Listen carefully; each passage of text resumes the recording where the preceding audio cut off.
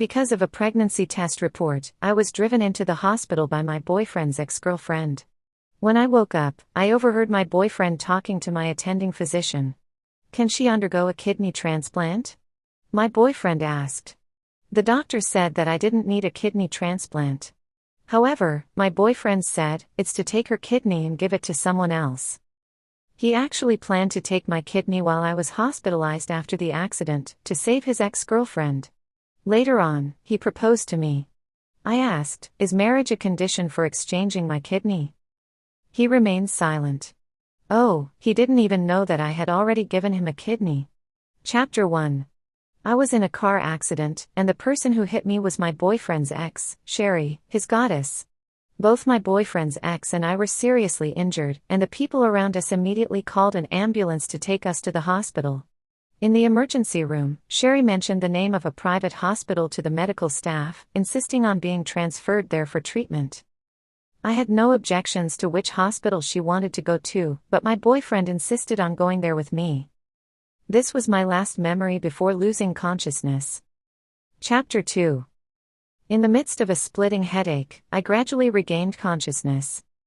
Before I could even open my eyes, I heard a familiar voice by my ear. "Doctor, how is Nancy doing?" It was my boyfriend, Rock's voice. Nancy has suffered a severe brain injury, and her current condition is unclear. We have to wait for her to wake up and undergo further examinations to know more.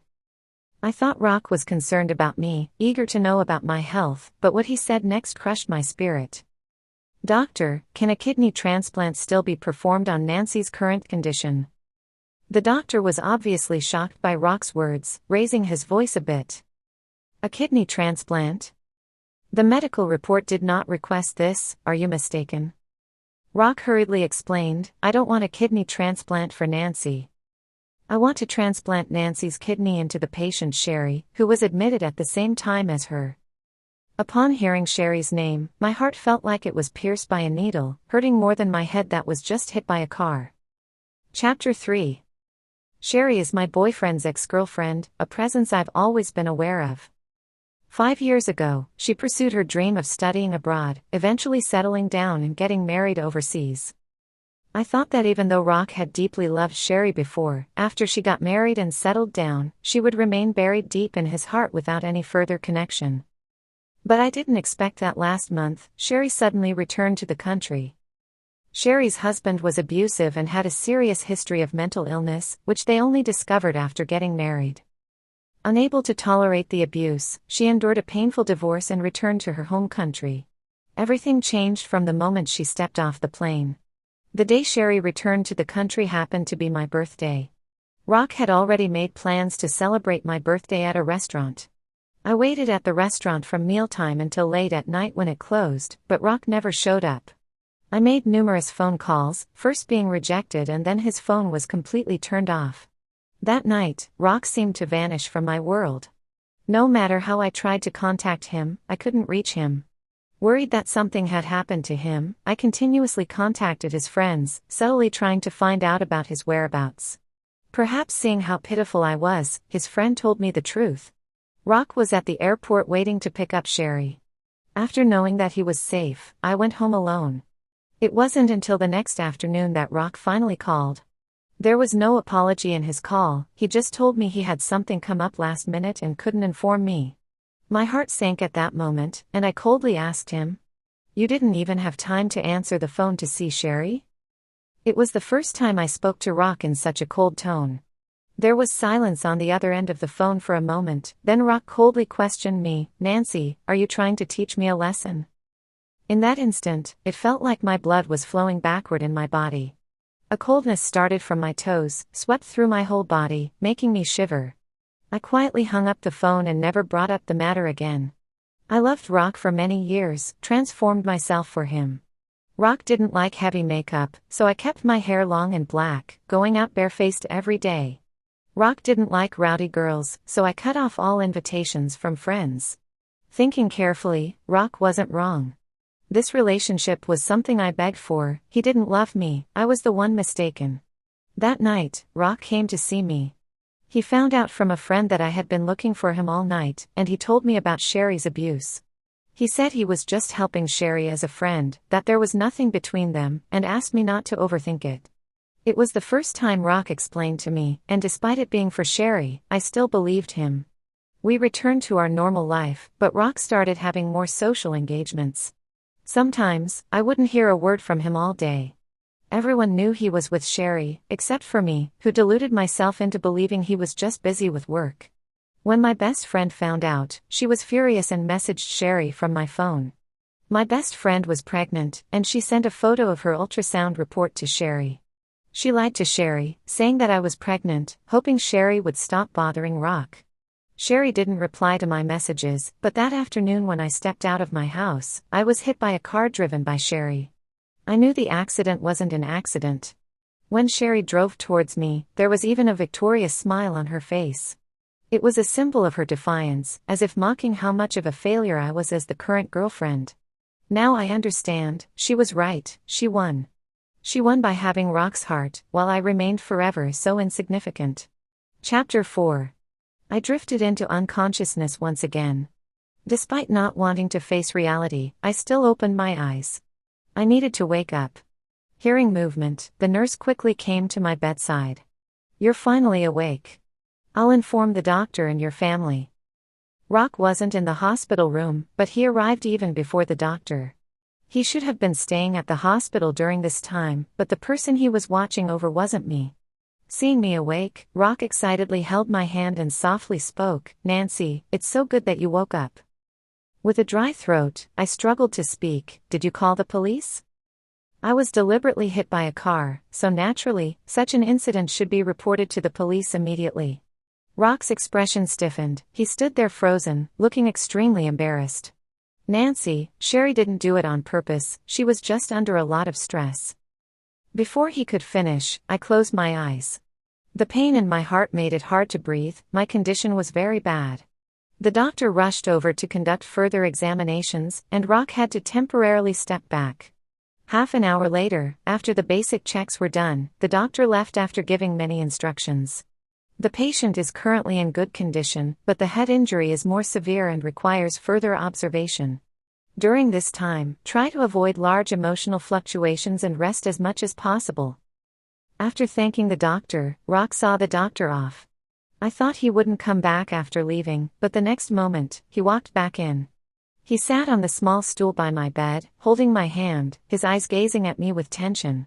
For the first time, I felt Rock's gaze so affectionate towards me, yet behind it was so cruel. "Nancy, let's get married." Chapter 5. Shocked, I turned my head to look at him. In the years I had been with Rock, I had hinted at marriage a few times. Each time, Rock avoided the topic, saying it was too early and he didn't want to be tied down by marriage. But now, he was actually proposing to me. "You're proposing to me to prevent me from pressing charges against Sherry?" I stared at Rock, and his eyes seemed evasive. My heart felt as cold as ice at that moment. Shaking, I voiced my suspicions. "Or are you using marriage as a condition, to exchange one of my kidneys for Sherry?" This time, it was Rock's turn to be shocked. He widened his eyes, looking at me in disbelief, as if he couldn't believe that I knew all this. "Rock, I was just unconscious, not deaf. I heard everything you said to the doctor." After being exposed by me, Rock stopped pretending. He looked at me with pain, his eyes filled with redness. "Nancy, this is all I owe her, consider this as you helping me one last time. I promise to love you well for the rest of our lives, okay?" Feeling nauseous and disgusted, I didn't expect Rock to say such words to my face. In that moment, I felt like I didn't know this person named Rock. My emotions collapsed at that moment. I couldn't control my temper anymore. I grabbed everything within my reach and threw it all at Rock. "Get out. You get out." My emotions fluctuated too much, causing my stomach to feel extremely uncomfortable. I collapsed to the side, vomiting uncontrollably, feeling dizzy. Rock was terrified and quickly called for the doctor. The doctor informed Rock that he would be stimulating me by being there. Rock left reluctantly. I lay weakly on the bed, unable to contain my feelings of sadness. Feeling like I was spinning, as if I were being tossed in an endless sea, enduring the crashing waves repeatedly, feeling sick and wanting to vomit. I forced myself to drift into sleep to escape the pain before me. Chapter 6. That afternoon, I woke up once again. By my side was my best friend, Yvonne, who told me that Rock had informed her to come. After graduating from college, I stayed alone in this city. Besides Rock, Yvonne was the person with whom I had the best relationship. Yvonne, upon learning about the whole situation, was so angry she wanted to go find Sherry and settle the score, but I stopped her. "I feel dizzy, please don't go." She sat down, glaring at me with frustration. "Nancy, have you completely lost your mind? Do you still want to protect that pair of scoundrels at a time like this?" I shook my head and smiled bitterly at her. "Don't worry, I'm not crazy, I'm awake now." Seeing that I wasn't in good shape, Yvonne looked at me nervously. "Are you okay? Feeling unwell? Should I call the doctor now?" I shook my head. "I'm fine, just a bit dizzy. Let me rest for a bit. When I feel better tomorrow, I'll handle these matters, okay?" Yvonne hesitated, but I gently patted her hand and whispered, "The deed is done, what's meant to happen won't escape." I comforted Yvonne with my eyes, and she sighed, saying, "Just make sure you understand things on your own. I'm afraid you'll fall head over heels in love again this time. The woman who dares to drive into you must be put in jail." I smiled faintly. It's good to have a clear head after visiting the King of Hell's palace, isn't it? Love brain. Never again. Without love, where would love brain come from? I had planned to visit Sherry the next day, but I didn't expect her to act faster. In the early evening, as the sky darkened, Rock pushed Sherry in a wheelchair into my hospital room. When the two of them appeared, Yvonne immediately went on high alert, accusing them loudly. "How dare you two show up?" Rock looked embarrassed, subconsciously protecting Sherry. Sherry remained composed, unaffected by Yvonne's words. She gazed at me, speaking softly, appearing harmless. "Can I talk to you for a moment?" Chapter 7. Yvonne wanted to stop her, but I stopped her. I wanted to know what Sherry had to say. Rock led Yvonne out of the room, leaving just Sherry and me. Sherry sat in the wheelchair, looking me up and down. Compared to me lying in bed feeling dizzy, she was in a much better state. Sherry stared at me and said softly, "You're not pregnant." I retorted coldly, "Is that your reason for hitting me with your car?" She looked at me coldly and said, "Rock said you wanted to report me to the police. Do you have any evidence?" Her confident demeanor left me puzzled. In my silence, Sherry placed a report in front of me. My mental state was unstable that day. "If you want to accuse me, you probably won't have a chance. As for the surveillance footage of that road, can you get it?" Suddenly, it dawned on me that Rock's company specialized in global surveillance software and could easily access the road's surveillance. Sherry's words made me realize she was here to demonstrate. She simply wanted to show me how much Rock cared about her. For her, he would even steal surveillance footage. I suddenly looked up at her. "Are you trying to make me leave so you can return to Rock?" My abrupt question caught Sherry off guard. She seemed surprised by my sudden words, paused for a moment, and then smiled faintly. "I just feel you're not worthy of Rock." "If I'm not worthy, then is she?" Her arrogant and pitiful gaze almost drove me crazy. Like a victor, standing before me, flaunting her masterpiece. My voice grew stern. "And what about you? A divorced woman, are you a better match for Rock?" "Nancy, you've gone too far." Sherry struggled to lunge at me, but being in a wheelchair made her movements awkward, causing her to fall over. Chapter 8. The commotion immediately caught the attention of those outside the room. Rock rushed in anxiously, and upon seeing Sherry on the ground, he quickly picked her up. Sherry, looking pitiful, nestled in his arms, as Rock stared at me sharply. "What did you do to her?" he asked angrily. His tone of anger made me too lazy to explain. My heart, which had already been silent, was struck once again. Yvonne, standing on the side, couldn't bear it any longer and accused Rock loudly. "Rock, you really are a scumbag. Have you forgotten who your girlfriend is?" "But..." Rock tried to retort. Yvonne cut him off sharply before he could finish. "But what? Use your brain, think for a moment. Nancy is lying in a hospital bed, struggling to even take a breath. What can she do to this woman?" Such a poor performance, only you believe it. Rock froze, looked up at me, saw me lying weakly in bed, and his gaze changed slightly. Sherry, like she had been caught in a lie, nervously tugged on Rock's sleeve. Rock, my stomach feels uncomfortable. Can you take me back to the ward to see a doctor first? Rock retracted his hesitant expression towards me and pushed Sherry out. After they left, Yvonne was still very angry. Nancy, this woman is quite the actress. With her acting skills, why isn't she in showbiz? I lay there silently. Yvonne suggested I change hospitals to avoid seeing Sherry and getting upset. I refused her suggestion. Having already changed once, I didn't want to go through it again. I'll rest better once I've recovered enough. Seeing my resolute attitude, Yvonne stopped insisting. She had spent enough time at the hospital, and now pregnant, I couldn't burden her further, so I persuaded her to go back. Chapter 9. At night, Rock came again. He sat in front of me, his dark eyes staring straight at me. Nancy, Sherry said that her fall today was all her fault, nothing to do with you. I misunderstood you. He rushed in without asking anything and accused me, not even giving me a chance to explain. Now he was apologizing to me based on Sherry's explanation. After so many years of being together, what am I to him really? I looked at Rock seriously and said, each word deliberate, let's break up. Rock's face instantly darkened, looking incredibly embarrassed.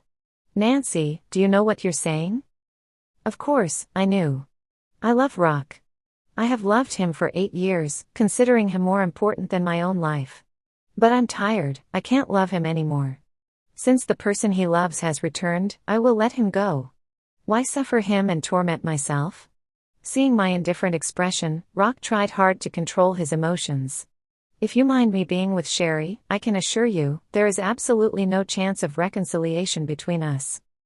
I glared at Rock, suddenly feeling that he was somewhat hypocritical.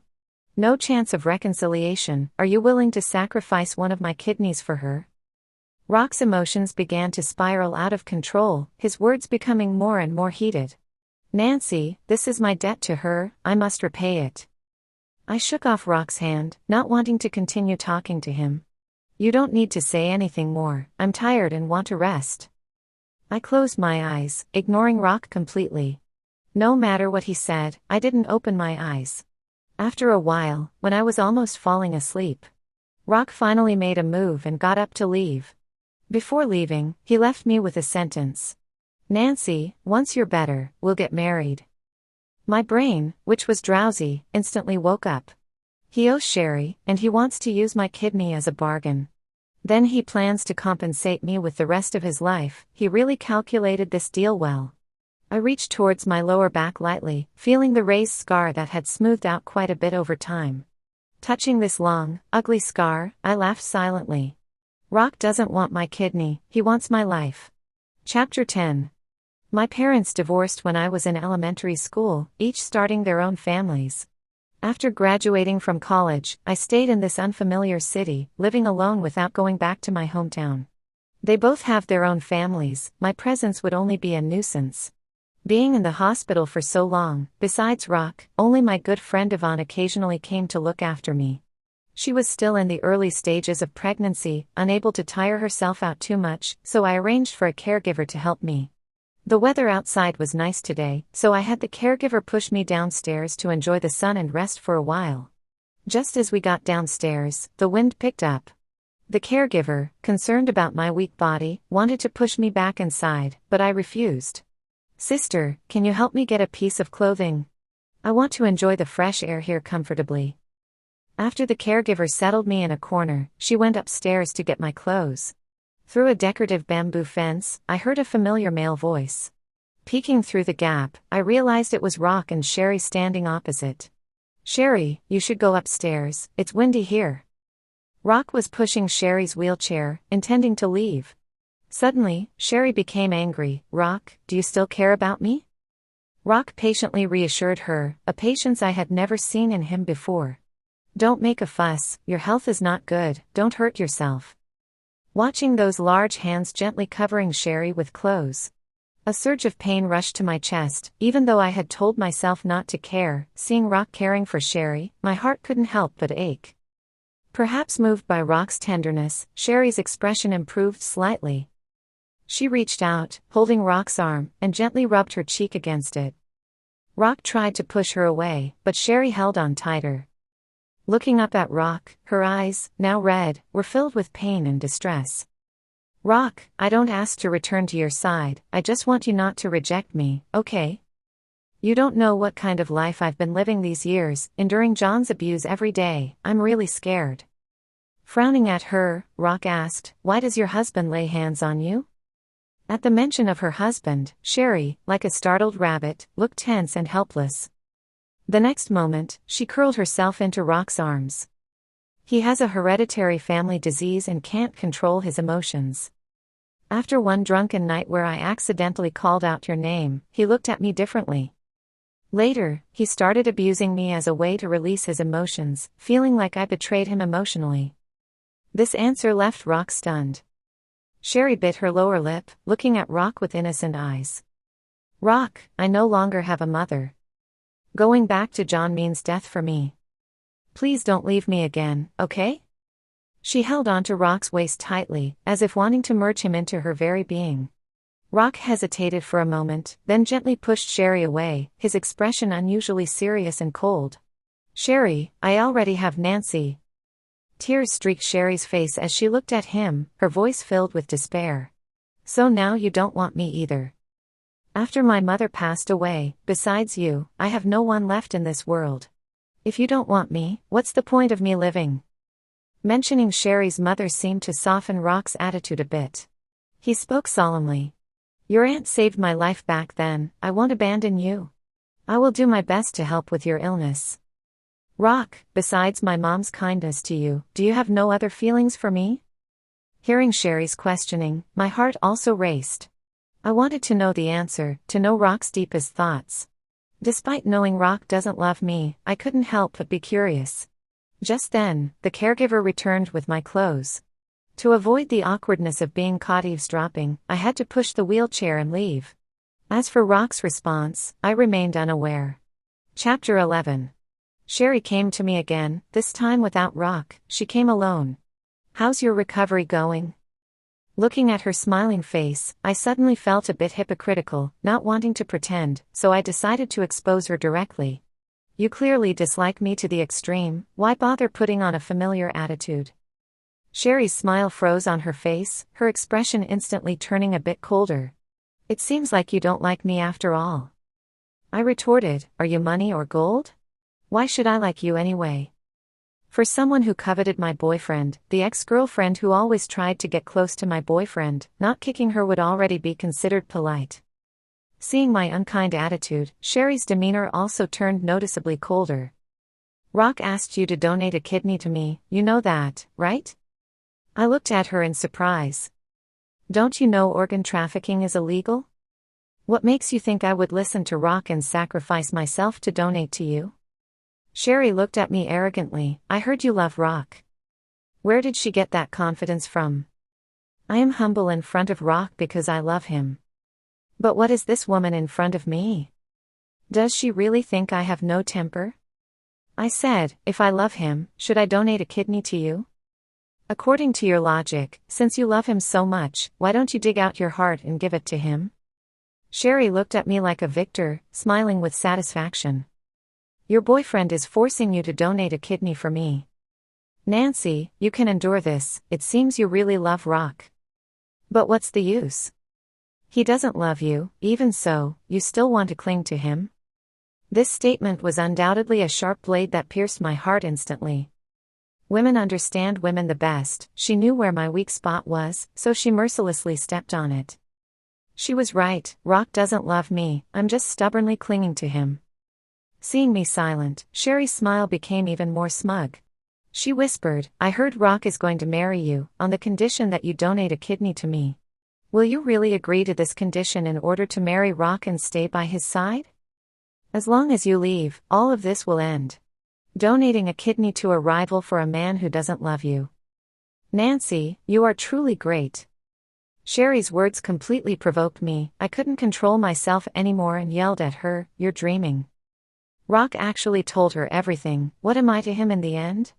Seeing me silent and not speaking, Sherry turned to leave. Before leaving, she stood at the door, staring at me and said, "Nancy, think carefully about whether you want to sacrifice your body for a man who doesn't love you." Chapter 12. Nancy, are you okay?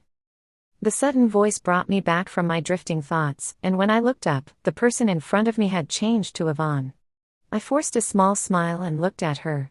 "Didn't I tell you to rest at home? Why did you come back?"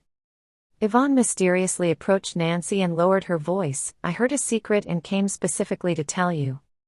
I frowned at her. "A secret?" Yvonne raised her eyebrows triumphantly, looking at me. "Yes, I accidentally found out that my cousin actually knows John. She told me a secret. I can't believe that Sherry is such a woman. Rock must be blind to be attracted to her." Seeing her look so resentful, I couldn't help but be curious about her words. "What do you mean? What do you actually know?" Yvonne then told me the secret she learned from her cousin. It turned out that the real reason Sherry was abused at home was that while she was married to her husband John, she got involved with other men, and John caught her in the act. I looked at Yvonne in disbelief and asked, "Is it true? Is the information reliable?" "Absolutely. My cousin said that in the local Chinese community, this is an open secret. Sherry's reputation has long been tarnished in that circle. But my cousin said that Sherry's husband really loves her. This divorce was initiated by Sherry herself this time because her husband went bankrupt and couldn't afford her lavish lifestyle anymore. If Sherry is really this kind of person, how terrifying must this woman be?" This made me think of what Sherry said to me earlier. If she is truly selfish and self-serving, then for her own survival, she should do everything possible to make me donate a kidney to her. But from her words just now, it was clear that she would rather I leave Rock voluntarily. Why is that? My doubts kept growing, and I couldn't find peace without uncovering the truth. "Yvonne, help me check some information." Chapter 13. When Rock appeared, he was holding an exquisite box in his hand. He placed the box in front of me, his gaze unusually gentle. "Your favorite pastry. The nurse said you haven't been eating much these past 2 days. Would you like to have some now?" Is he starting to care about me now? Unfortunately, delayed affection is worth less than grass. I had already made up my mind to leave. Whatever he does now is futile. "No, thank you," I said coldly, and Rock's expression immediately froze. He looked down at me. "Are you still angry?" I didn't say anything, and Rock continued to ask, "Is it because of Sherry?" I stared at Rock and asked, "If I refuse to donate a kidney to Sherry, will you still marry me?" After a second of silence, Rock slowly said, "I will find another suitable kidney source for Sherry." His answer surprised me. I thought he would outright reject me due to his concern for Sherry. I continued to ask, "What if I ask you to never have any contact with Sherry again?" No girl can accept her boyfriend being unconditionally nice to another girl. No matter how much I love Rock, Sherry is the biggest obstacle between us. Rock's voice was serious as he spoke. "Nancy, don't be unreasonable. I told you I will marry you and I won't ask you to donate a kidney to Sherry again." This attitude was unacceptable to me. It felt like a bucket of cold water being poured over my head. "Do you think marrying me unconditionally is a favor? Is it unreasonable for me to keep my boyfriend away from his scheming ex?" I never expected to receive such an answer from Rock. I was truly disappointed. Letting out a long sigh, Rock looked at me helplessly. "Nancy, many years ago I almost lost my life due to a serious illness. Did you know that?" Of course, I knew. If not for that illness, I might have been with Rock before Sherry. He continued, "At that time, Sherry's mother donated a kidney to save my life. Later, she passed away due to illness. If she hadn't donated a kidney to me, maybe she would have lived longer. This is something I owe Sherry. How can I not repay it?" I was shocked. I stared at Rock with wide eyes, unbelieving. Sherry's mother donated a kidney to him? How is that possible? The person who donated the kidney was. Just as I was about to explain, Rock's phone suddenly rang, and then he stared at me with a fierce look and questioned, "Did you tell John that Sherry is staying in this hospital?" "John is here?" I truly didn't know. I just asked Yvonne to investigate John and Sherry's condition. However, I wasn't sure if Yvonne would tell John that Sherry is currently being treated at this hospital. My silence seemed like an admission to Rock, and he angrily looked at me, asking, "Do you know that John is a lunatic? If anything happens to Sherry, I will never forgive you." After saying this, Rock left in a hurry, not even giving me a single glance. Even if I love Rock, I should wake up at this moment. He doesn't really love me, he only loves himself. Chapter 14. After Rock left, I immediately contacted Yvonne. In less than 10 minutes, Yvonne and her husband rushed to the hospital. Seeing her arrive, I gave her a disapproving look. "You're pregnant now, why are you running around so recklessly? I just wanted to ask you something over the phone, why did you have to come in person?" Yvonne sat beside me, I was in a hurry. "Is it true that John came to find Sherry?" I nodded. "Just a short while ago, Rock received a call." "Yvonne, was it you who mentioned it to him?" Yvonne immediately shook her head. "It wasn't me. I didn't have time to inquire about John, my cousin told me he had returned to his country. I was thinking there might be some drama unfolding soon, but I didn't expect him to find Sherry so quickly. That woman truly deserves it." Yvonne's words made me breathe a sigh of relief. Although I don't like Sherry, I wouldn't want to see her suffer domestic violence because of me. "Oh right, Nancy, I have something important that I just found out." Yvonne anxiously held my hand and said, "That woman Sherry's kidney is actually fine. The chief physician treating her is her relative, and everything she told Rock was a lie." Wave after wave of shock hit me. I believed Yvonne, she wouldn't make up something like this without evidence. No wonder Sherry insisted on transferring hospitals, rejecting a good third-tier public hospital and choosing this remote private hospital instead. I naively thought she just felt secure knowing someone there, but she had so many schemes. First, Sherry deceived Rock, making him think her mother donated a kidney to him. Now she claims to be ill and asks me to donate a kidney to her. What is she up to? The more I thought about it, the more suspicious it seemed. There was definitely something wrong with this situation. "Yvonne, let's go check on Sherry in her hospital room." Yvonne was eager, and upon hearing my words, she perked up. "Let's go, we'll go now." Chapter 15. Yvonne pushed me to Sherry's hospital room, where she was staying in a private single room. Standing at the door, we could see her shivering in Rock's arms, accepting his comfort. I silently watched, surprisingly unruffled inside. It seemed I really didn't love Rock anymore. I could remain so calm even in the face of such a scene. Yvonne, standing beside me, started clapping in anger. What a beautiful scene of love and affection, truly enviable. Upon hearing the applause, both of them looked up. When Rock saw me, he immediately pushed Sherry away. As Sherry raised her head, her face still bore many new bruises, indicating her husband had indeed been rough with her. With red eyes, she stared angrily at me. "Nancy, I know you hate me, but you knew I was hiding from John. Did you tell him my address? Do you realize he nearly killed me just now?" I had a clear conscience and was not afraid of Sherry's question. I locked eyes with Rock. He looked at me with anger in his eyes. Before I could speak, Yvonne spoke first. She sarcastically smiled and said to Sherry, "Stop pretending. You know how your husband found you, you know it well. Don't blame everything on Nancy. Just because she's quiet, does that make her an easy target? I'm telling you, if you upset my sister, even if you go to heaven, I'll make sure you regret it." Yvonne's assertive declaration made Sherry somewhat fearful. Rock immediately stepped forward, glaring disapprovingly at Yvonne. "Yvonne, it's none of your business, so shut up." Yvonne immediately turned, snuggling into her husband's arms, and coquettishly said, "Honey, he's scolding me." Yvonne's husband, Sean, is also considered a friend of Rock, and the two have a lot of business dealings together. Seeing the situation, Sean immediately protected Yvonne in his arms and confronted Rock directly. "Rock, your personal matters have nothing to do with us. But as a friend, I advise you, the woman behind you is not simple. It's better for you to figure some things out." Rock understood Sean's character and found his words somewhat strange. "What do you mean by that?" Yvonne, always eager for drama, directly brought up Sherry's scandal abroad. Do you think this woman truly loves you, willing to divorce her husband and return to the country for you? You're such a naive fool to believe that nonsense. You're just the next sucker in line. Angry, Rock turned around and questioned Sherry.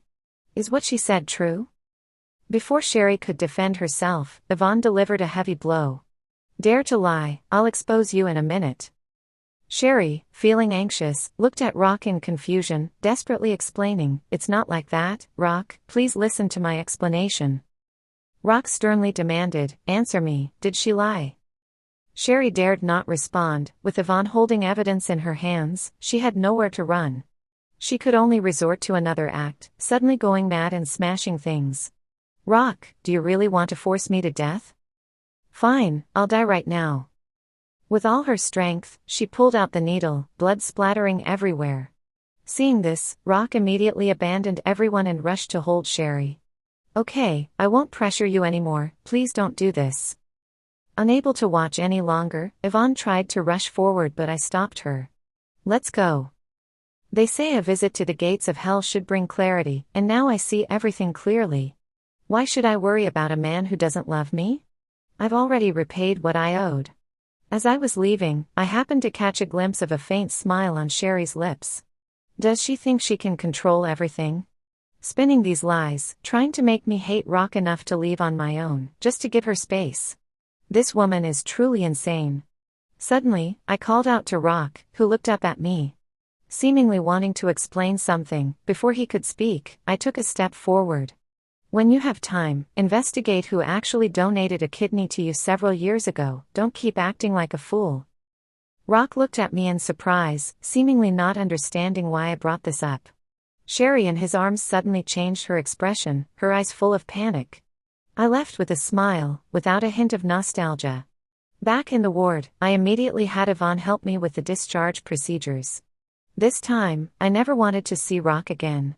Chapter 16. That night after returning to the ward, I asked Yvonne to transfer me to another hospital. Yvonne's husband had some connections in the area and quickly arranged for me to be sent to a private recuperation center. My surgery was all done, and all that was left was to rest properly, recover well, and prevent infection. In the recuperation center, there were not only basic medical facilities and a rescue team but more importantly, strict management that didn't allow outsiders to come and go freely.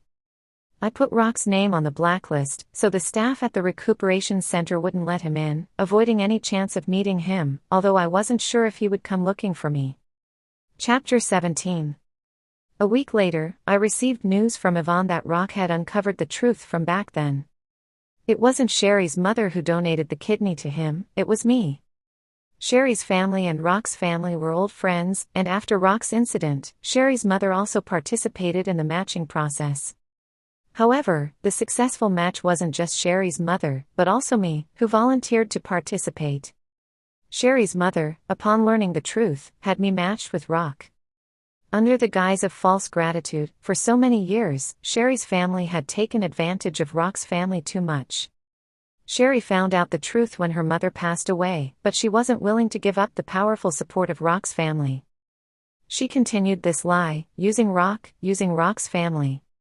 Deceived by Sherry for so many years, Rock couldn't bear it. He not only cut ties with Sherry but also bailed out Sherry's husband, John, from the police station. John went crazy for Sherry, watching her every day. If she even glanced at another man, it would result in a violent beating. Sherry had thought about running away, but every time she left, Rock would track her down and inform John of her whereabouts. Rock truly hated Sherry, which was why he kept seeking revenge on her. I didn't pursue the incident where Sherry hit me, and now sending her to jail was a relief for her. It was better to let her stay outside, enduring the fear brought by her mentally unstable ex-husband every day. When Yvonne came to see me, I had just blocked Rock's 5th number. During this time, he kept changing phones and calling me. Yvonne said Rock knew I wanted to see him at the recuperation center several times but was afraid of upsetting me, so he could only keep contacting me through calls, hoping for a response. I just faintly smiled upon hearing this. Once love is gone, all efforts are in vain, just like it was for me back then. I saw Ivanov, standing on the balcony and looking down, where I could see the familiar Audi parked at the entrance, the license plate still the one I personally chose. This car would come every evening and leave only the next morning. I knew it was Rock who came, but I never responded. Each time, I just glanced lightly and left, and this time was no different. Chapter 18.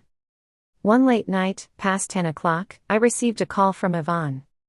She hesitated on the phone for a while without saying anything, and eventually, her husband took over the call and explained the purpose of the late-night call. "Nancy, Rock is in trouble." I was surprised for a moment, but quickly calmed down, asking in a cold voice, "What happened to him?" Yvonne's husband said anxiously, "He's currently in the hospital with gastric bleeding, running a high fever, and keeps calling out your name. Do you want to come over?" I let out a light sigh and said to the phone, "Can you put the phone next to Rock's ear for me? I guess they should be at the hospital with Rock right now, or they wouldn't know so many details." The other side immediately agreed, "All right, I've put the phone next to Rock's ear, you can speak now." After a second of silence, I spoke with difficulty, my voice still somewhat bitter. "Rock, we have already broken up. No matter how you torment yourself, it's meaningless, isn't it?" I heard a weak voice filled with pain on the other end of the phone. "Nancy. Did I lose you?" I didn't respond and simply hung up the phone. There was no possibility left between Rock and me, and this call was my final response to him. Chapter 19. A few days later, Yvonne found time to visit me. "Nancy, are you really going to break up with Rock? I think he truly regrets it now. Won't you forgive him?" Perhaps in the eyes of friends, after loving Rock for so many years, finally seeing him realize his true feelings meant it was a loss to leave now. There is no winning or losing in emotions. It's strange, after loving for so many years. Now suddenly not in love anymore, unable to find the feelings from before. "Nancy, I heard that Rock transferred all the shares of the company to your name." I just nodded lightly after listening. Regardless of what Rock does now, my heart remains calm. As long as I don't touch that money, Rock has no relation to me. Whether he transfers it to my name or not, I simply don't care. Rock did try to reach out to me. After being discharged for gastric bleeding, he kept contacting me. The most intense time was when he called me using Yvonne's husband's phone. When I answered, I heard Rock's hoarse voice on the other end, with a heavy nasal tone, looking very embarrassed. "Nancy. Nancy, I'm sorry. I was wrong. Please give me another chance. I swear, I will treat you well for the rest of my life. Can you please give me one more chance? Nancy, please, can you meet me?" Listening to the persistence on the other end of the phone, I didn't respond. Rock kept calling my name over and over again, and I just listened silently until there was no sound on the other end of the phone. Yvonne's husband answered the call, sighing heavily, and said, "Nancy, even if it's just for old time's sake, can you two meet?" What would meeting accomplish? Tell him, I'm not accustomed to being friends after a breakup. After saying that, I hung up the phone, not giving Rock any further response. Chapter 20. 3 months later, my body had fully recovered. After leaving the nursing home, I decided to bid farewell to this city. Yvonne, with her big belly, came to see me off, holding my hand with tears in her eyes. "You stubborn girl, are you really leaving like this and never coming back?" I wiped the tears off her face and reassured her. "I'm just going out for a bit. When I get tired, I might come back and settle here. As long as you're here, I will come back to see you." "What about you and Rock?" Yvonne asked cautiously. I smiled faintly, feeling at peace. "Since we no longer love each other, let's not have any further ties. Leaving freely is a sign of respect for each other. Yvonne, I'm leaving." Waving goodbye to Yvonne, I picked up my luggage. As I turned around, I saw a familiar figure not far ahead. With a fleeting glance, I didn't stop, walking straight towards the boarding gate. Goodbye to everything that once was. Goodbye to that bright young man. Chapter 22. When I was 16, on the way home after evening self-study, I encountered a few ruffians who blocked my path. I was extremely scared, looking at them in panic. They tried to drag me into a rundown building nearby, and I struggled desperately. But as a young girl, I was no match for them. I could only call for help with all my might. They covered my mouth with their foul-smelling hands and forcefully pulled me away. As despair was about to set in, suddenly someone shouted loudly, "The police are coming!" Following that, a siren sounded, scaring the ruffians away. A few seconds later, a handsome young man appeared in front of me, reaching out his hand. His eyes were as clear as stars, giving off a sunny feeling. "Quick, come with me." Without much thought, like grabbing onto a lifeline, I tightly held his hand as he ran with me. We arrived in a bustling market, where the young man finally stopped, released my hand, and looked at me panting. "You're safe now. Have your family come pick you up?" I looked at the other person in surprise, my eyes showing some confusion. "Thank you, but didn't you call the police? Shouldn't we go back and make a statement?" Upon hearing my words, the young man laughed heartily. "When the police arrive, it'll be too late." He waved the phone in his hand in front of me. That's when I realized, he actually scared off the thugs with the sound of a car horn. He was indeed clever. He protected himself and saved me. Seeing me not moving, the young man frowned and asked, "Why aren't you leaving?" "My parents divorced when I was young, and now I live with my aunt. My aunt and uncle are too busy, they might not have time to come pick me up." Understanding my situation, the young man volunteered to take me home. When we arrived at my aunt's house, he waved goodbye to me. "Go on in." Gratefully, I looked at him, hesitated for a moment before speaking. "Can I know your name?" The young man generously replied, "I'm Rock, just traveling here this time." "You don't have to be too thankful, it's normal to help when you see injustice." "Thank you, Rock." I silently repeated his name in my heart, deeply engraving it before turning back home. From then on, my heart held an indelible name, Rock.